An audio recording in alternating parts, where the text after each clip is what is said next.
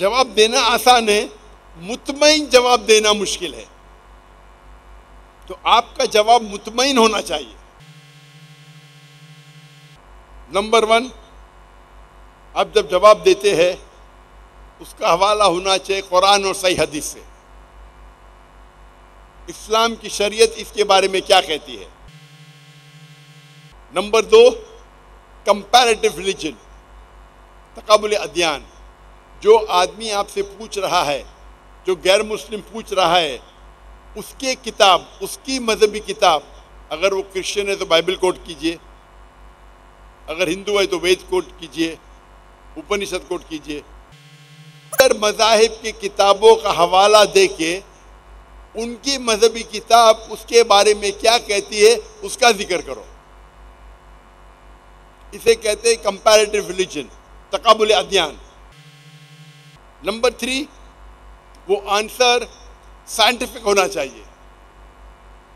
اور نمبر 4، وہ جواب ریزن اور لاجک کے ساتھ ہونا چاہیے، حکمہ کے ساتھ ہونا چاہیے. اگر آپ جواب یہ چاروں طریقے سے دیں گے، قرآن اور حدیث کی روشنی میں، قرآن اور حدیث کا حوالہ دیتے ہوئے. مجھے چٹ آئی کہ مائک کلوز کرو. میں کہنا چاہتا ہوں کہ جو بھی یہ مائکروفون کا ہینڈل کر رہا ہے اس کا والیوم انکریز کرو. مائک کتنا ڈسٹینس ہونا چاہیے، میں اس کا ایکسپرٹ ہوں. آپ مجھے چٹھی بھیجیں، مائک کو کلوز کرو. یہ مائکروفون پہ بات کرنا، اس کے اندر میں ماہر ہوں. کتنا ڈسٹینس رکھنا چاہیے منہ سے مجھے پتا ہے. تو میری التجا ہے کہ جو بھی آڈیو کے اوپر ہے، یہ میرے تقریر کے آخری حصے میں بات کروں گا. میں مائکروفون کتنا دور ہونا چاہیے، کب نزدیک آنا چاہیے. تو آپ اپنا پیشہ برابر سے کریے. جو بھی آڈیو پہ ہے اس کے گین کو انکریز کرو. گین مطلب والیوم کو. جزاک اللہ. تو میں کہہ رہا تھا کہ آپ کا جواب ماشاءاللہ زیادہ گین کر دیا.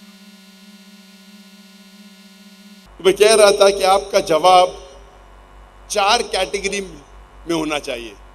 چاروں شعبے میں اس غیر مسلم کو مطمئن کرنا چاہیے.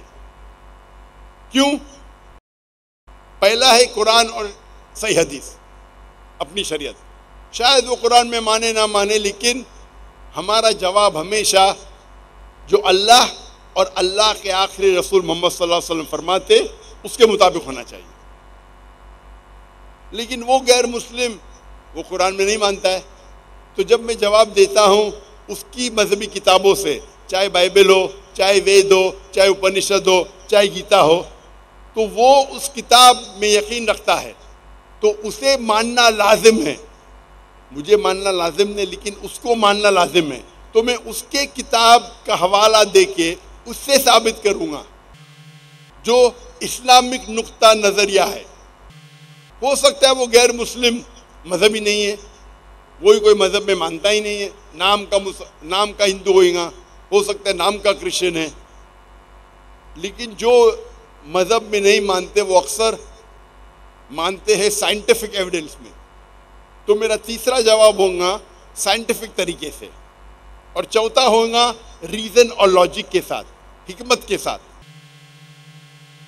اگر یہ آپ جواب یا اسلام کے شبہات کا جواب یہ چاروں لیول کے دیں گے تو ہائی چانسز ہے، ہائی ممکنات ہے کہ وہ غیر مسلم آپ کے جواب سے سہمت ہوگا.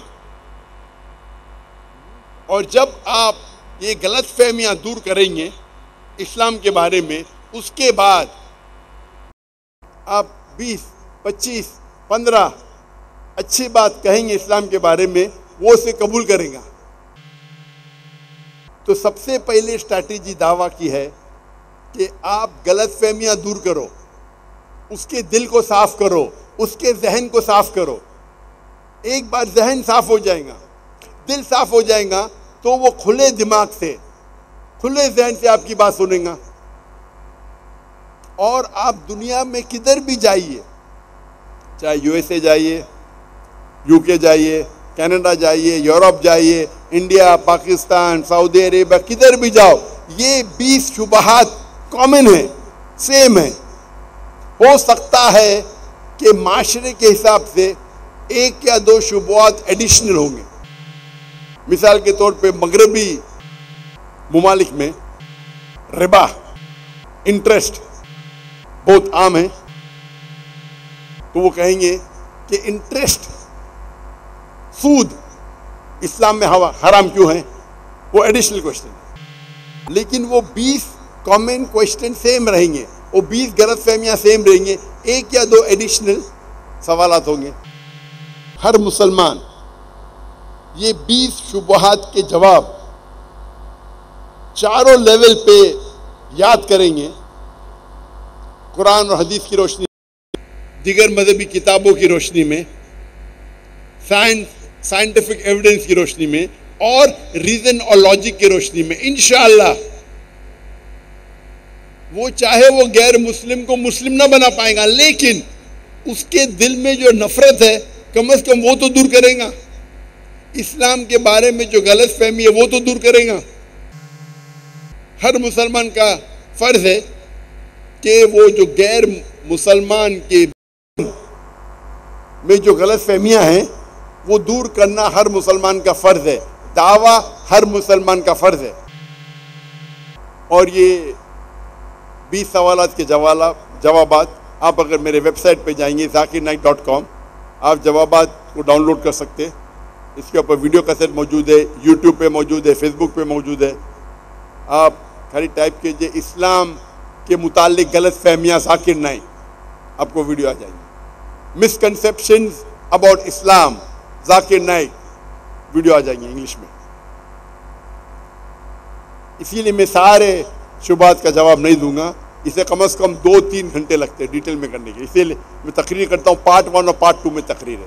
پارٹ 1 تقریباً پہلے 12 سوالات کے جواب ہے، 12 شبہات کے جواب ہے، اور پارٹ 2 میں باقی 8 اور 2-3 ایکسٹرا کے جوابات ہیں. تو یہ تھی پہلی اسٹریٹجی کہ آپ غلط فہمیاں کو دور کرو، اور انشاءاللہ وہ غیر مسلمان کا ذہن صاف ہو جائے گا، اس کا دل صاف ہو جائے گا، اور وہ اسلام کے پیغام کو کھلے ذہن سے، کھلے دل سے سنیں گا، اور ہائے ممکنات ہے کہ وہ اسلام کے اچھائیوں کو قبول کریں گے.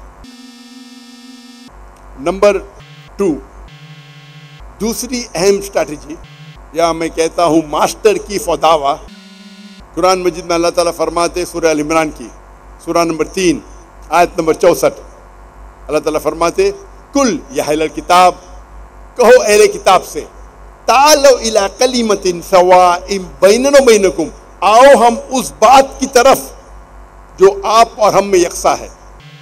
اللہ تعالیٰ فرماتے کل یا اہل الکتاب، کہو اہل کتاب سے، یہود اور نصارہ سے، تعالوا الی کلمۃ سواء بیننا و بینکم، آؤ ہم اس بات کی طرف جو آپ اور ہم میں یکساں ہے. یہ آیات شروع ہوتی ہے کل یا اہل الکتاب، کہو اہل کتاب سے، یہود اور نصارہ سے. لیکن یہ آیت کوئی بھی غیر مسلم مذہب کے لیے اختیار کی جا سکتی ہے.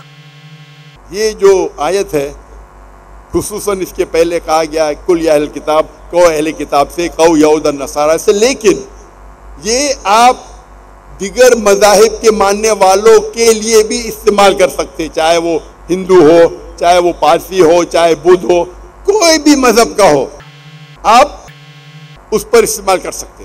میں کہتا ہوں یہ ماسٹر کی ہے، سارے تالے کی چابی ہے، ایک چابی جو سارے تالوں کو کھولتی ہے، میں اسے کہتا ہوں ماسٹر کی.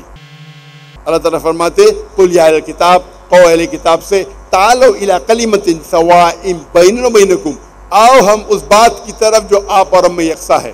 سب سے پہلی بات کیا ہے؟ اللہ نعبد الا اللہ، کہ ہم صرف ایک اللہ کی عبادت کریں. ولا نشرک بہ شیئا، ہم آپس میں کسی کو شریک نہ کریں. ولا یتخذ بعضنا بعضا اربابا من دون اللہ، اور آپس میں کسی اور کو اللہ کے علاوہ کسی اور کو معبود نہ بنائیں. قل یا اہل الکتاب تعالوا الی کلمۃ سواء بیننا و بینکم الا نعبد الا اللہ ولا نشرک بہ شیئا ولا یتخذ بعضنا بعضا اربابا من دون اللہ فَإِن تَوَلَّوْا فَقُلُوا اشْهَدُوا بِأَنَّا مُسْلِمُونَ، اور اگر وہ نہیں مانے تو آپ شہادت دو کہ میں مسلم ہوں۔ یہ آیت میرے نزدیک دعوتی میدان کی ماسٹر کی ہے، سارے تالوں کو کھولنے والی چابی۔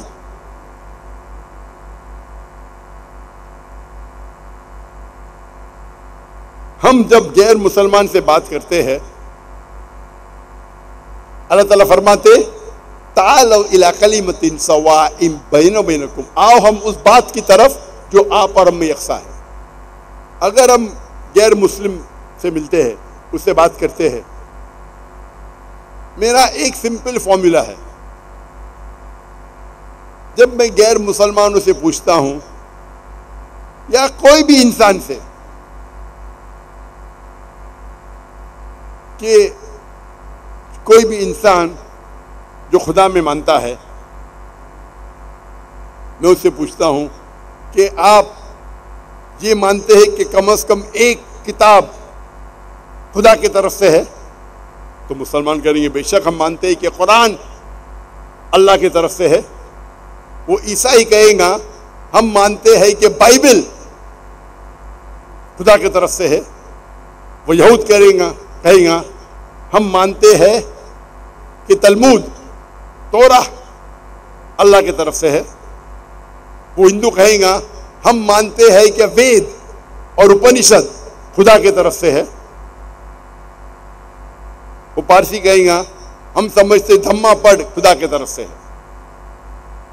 تو ہر مذہب کے ماننے والا، ہر انسان جو خدا میں مانتا ہے، وہ یہ مانتا ہے کہ کم از کم ایک کتاب خدا کی طرف سے ہے۔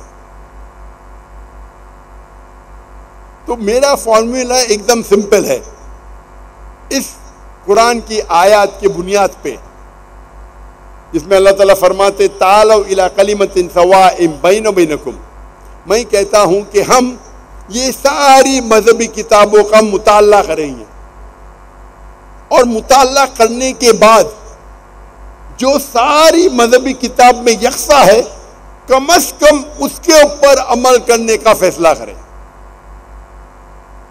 جس میں ڈفرینس ہے، جس میں اختلاف ہے، وہ ہم کل ڈسکس کریں گے، پرسوں ڈسکس کریں گے۔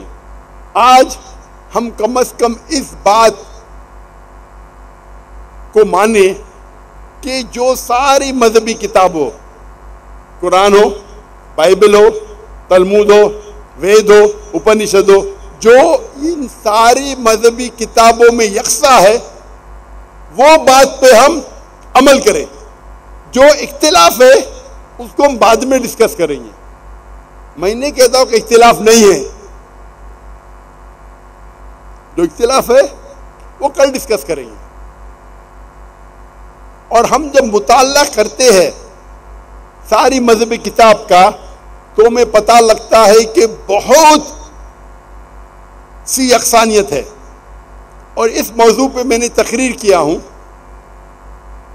اسلام اور عیسائیت میں یکسانیت، اسلام اور ہندوازم میں یکسانیت، اور اس میں کئی چیزوں کا ذکر میں کیا کہ اسلام اور عیسائیت میں کئی یکسانیت ہے، اسلام اور ہندوازم میں کئی یکسانیت ہے۔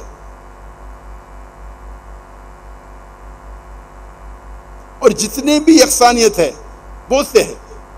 اللہ تعالیٰ فرماتے اللہ نعبد الا اللہ، سب سے پہلی یکسانیت اور سب سے اہم یکسانیت ہے اللہ نعبد الا اللہ، کیا ہم صرف ایک اللہ کی عبادت کریں، وَلَا نُشْرِكَ بِهِ شَيْئًا، ہم اللہ کے ساتھ کسی کو شریک نہ کریں، وَلَا يَتَّخِذَ بَعْضُنَا بَعْضًا أَرْبَابًا مِّن دُونِ اللَّهِ، ہم آپس میں اللہ کے علاوہ کسی اور کو معبود نہ بنائیں۔ اور میں نے ایک تقریر کیا ہوں،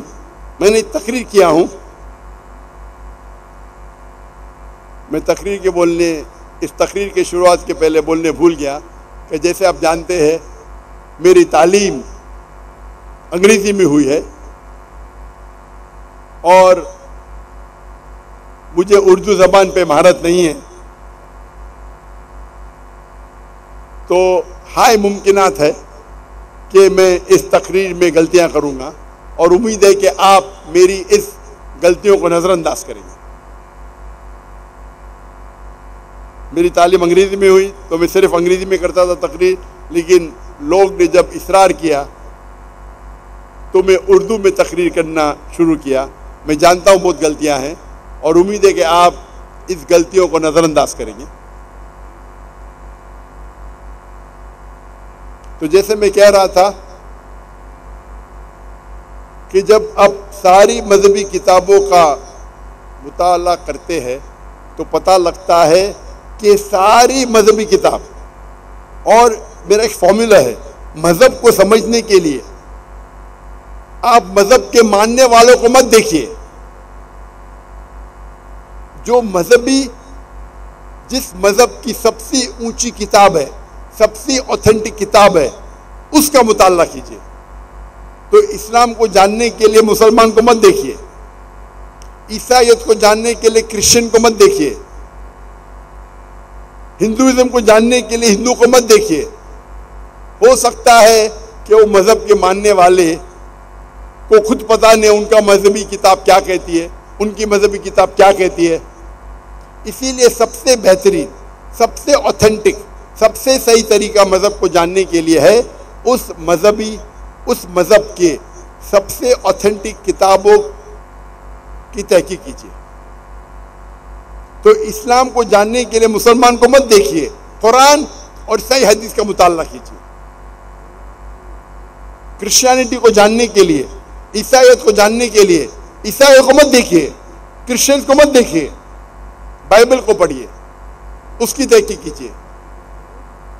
ہندوازم کو جاننے کے لیے ہندو کو مت دیکھیے، وہ کیا عمل کر رہے مت دیکھیے، ہندو مذہبی کتاب وید اور اپنشد کا مطالعہ کیجیے۔ یہ سب سے بہترین طریقہ ہے۔ اسی طریقے سے اگر آپ جاننا چاہتے ہیں کہ ہر مذہب میں خدا کا تصور کیا ہے، تو آپ مذہب کے ماننے والوں کو مت دیکھیے، وہ کیا کر رہے ہیں مت دیکھیے، آپ مذہبی کتابیں کیا کہتی ہے اس کے بارے میں اس کی تحقیق کیجیے۔ تو اس موضوع پہ میں نے ایک تقریر کیا ہوں، خدا کا تصور مختلف مذاہب میں، خدا کا تصور مختلف مذاہب میں، اور میں نے ڈیٹیل میں ڈسکس کیا ہوں اسلام کے بارے میں، اسلام کا کیا تصور ہے خدا کے بارے میں، عیسائیت کرسچینٹی کا کیا تصور ہے خدا کے بارے میں، ہندوازم کا کیا تصور ہے خدا کے بارے میں، جوڈائزم کیا تصور ہے خدا کے بارے میں،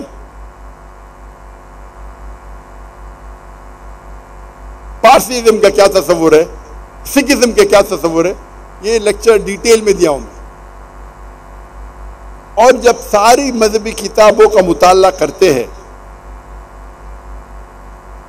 تو ہم مسلمان مانتے ہیں، اللہ تعالیٰ فرماتے قرآن میں سورہ رعد میں سورہ نمبر 13 آیت نمبر 38، وَلِكُلِّ قَوْمٍ ہاد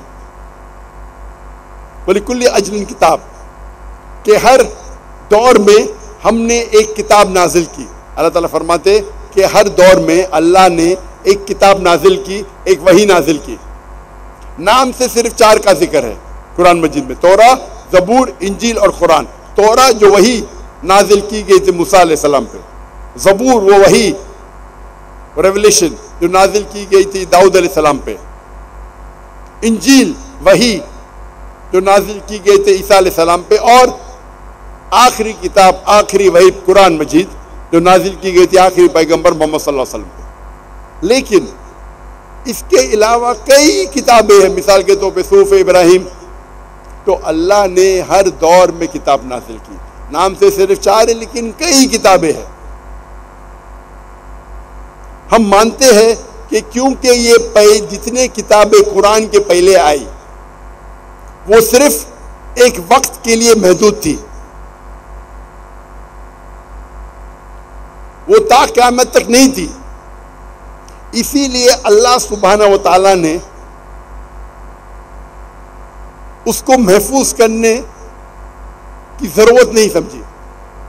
لیکن کیونکہ قرآن مجید آخری کلام ہے، آخری پیغمبر محمد صلی اللہ علیہ وسلم پہ نازل کیا تھا، اور اس کے بعد کوئی اور وحی اور کتاب اللہ کی طرف سے نہیں آئیں گی.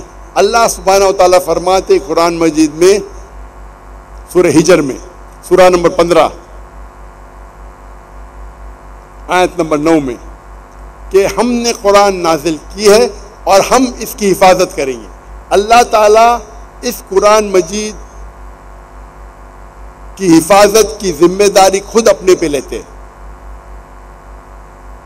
تو یہ اللہ سبحانہ و تعالیٰ کا آخری کلام ہے قرآن مجید، جو اللہ نے اسے محفوظ رکھنے کا وعدہ کیا ہے. قرآن مجید میں جتنے کتابیں پہلے آئی، جتنے وہی پہلے نازل ہوئی، کیونکہ وہ ایک وقت کے لیے محدود تھی اور سارے انسانیت کے لیے نہیں تھی،